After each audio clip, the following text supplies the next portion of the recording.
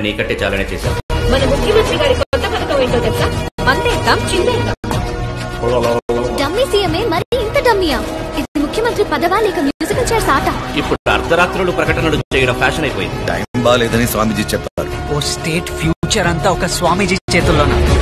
ఈ క్రైమ్ లో 10,000 కోట్ల చేతులు మారుంటాయని మా అంచనా. Well done, you fucking politicians. 20 ఏళ్ల రాజకీయ అనుభవం ఉన్న నన్ను అడుగోడికి లాగేశారు.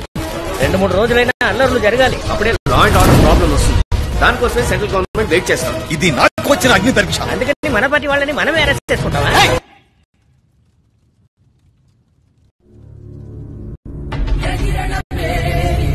కానీ ఈ గేమ్ నువ్వు చూసే అర్థం నిజం, నీ శత్రువులు నిజం. ఆడడం మొదలుపెట్టావు, ఆపడం